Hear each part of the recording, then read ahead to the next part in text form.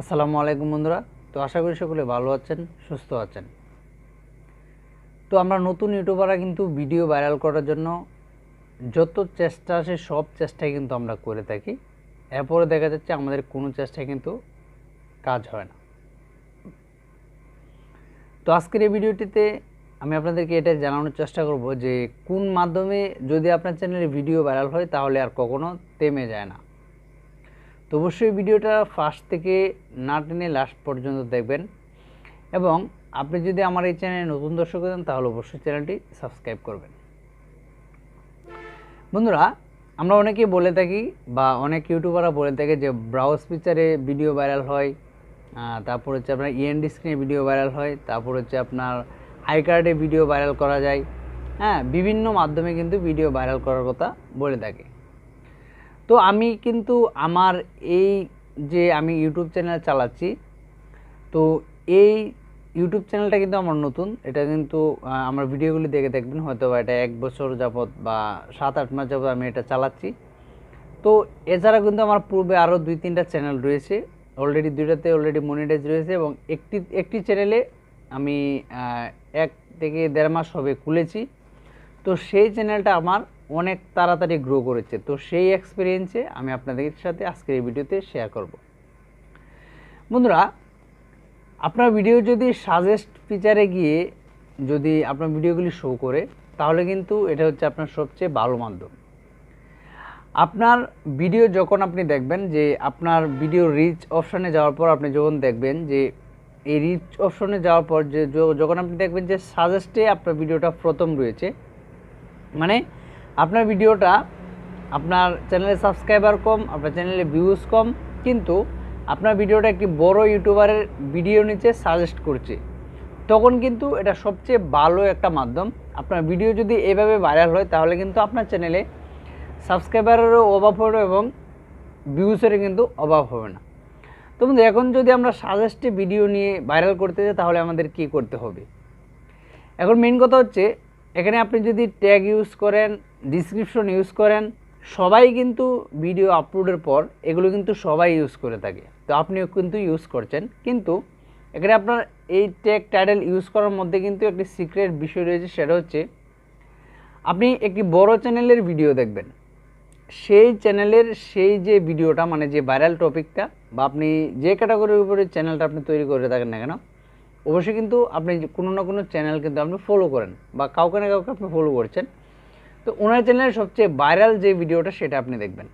দেখার পর আপনি সেম এই বিষয়ের উপরেই মানে এই ক্যাটাগরির যদি আপনার চ্যানেলের সাথে ক্যাটাগরি মিল থাকে তাহলে সেম এইভাবে একটি ভিডিও আপনি উপস্থাপন করবেন, মানে একটি ভিডিও তৈরি করবেন। আপনি যে বিষয়ে ভিডিও তৈরি করে আপনার চ্যানেলে আপলোড দেন সেই বিষয়ে ভিডিও তৈরি করুন, করার পর সেম টাইটেলটাই আপনি আপনার ভিডিওতে দেবেন। আবার ভিডিও টাইটেলটা হালকা একটু পরিবর্তনের জন্য আপনার চ্যানেলের নামটা বসিয়ে দিতে পারেন অথবা আপনি অন্য একটি ওয়ার্ড আপনি দিয়ে দিতে পারেন, এতে করে কোনো প্রবলেম হবে না। তো এরপর হচ্ছে আপনি আপনার ভিডিওর ডিসক্রিপশনটা লিখবেন।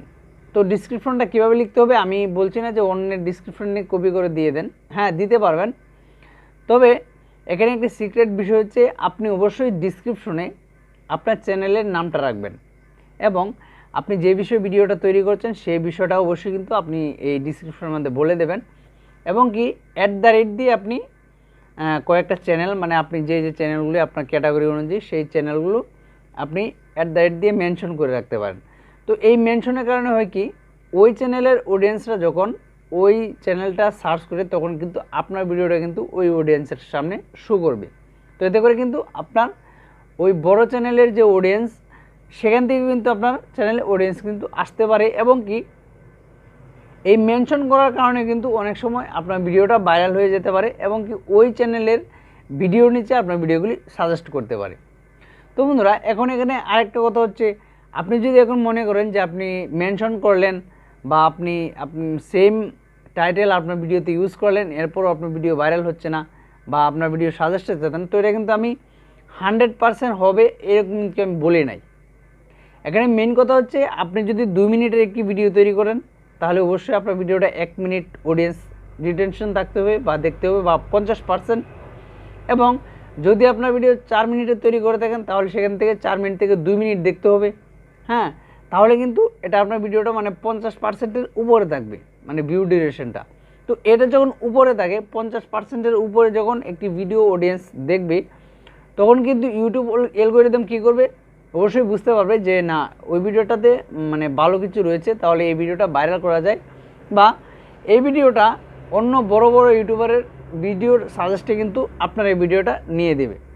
তো বন্ধুরা, এজন্যে আমি আপনাদেরকে বলতে চাই যে আপনারা বড় চ্যানেলগুলোকে ফলো করেন, মানে যার ভিডিও আপনি দেখেন, যে আপনার ইউটিউবে যে আপনার ভালো লাগার যে চ্যানেলগুলি, সেই চ্যানেলগুলিতে কীভাবে ভিডিও আপলোড করা হয়, কীভাবে টাইটেল লেখা হয়, কীভাবে থাম্বনেল দেওয়া হয়, এগুলো ফলো করে যদি আপনি আপনার চ্যানেলে নিয়মিত অনলি 2 মাস আপনি কাজ করেন, তাহলে কিন্তু আপনি সফলতা অর্জন করতে পারবেন। তো বন্ধুরা, এখন আপনি যদি বলেন যে আপনি কেন এই ট্রিক্সটি অবলম্বন করে নাই, তো আসলে সত্য কথা বলতে আমি আমার যে চ্যানেলটার কথা বললাম, এই চ্যানেলটাতে আমি এই ট্রিক্সটা ফলো করেছি প্রথমবার। তো আসলে আমি আলহামদুলিল্লাহ সাকসেস পাচ্ছি।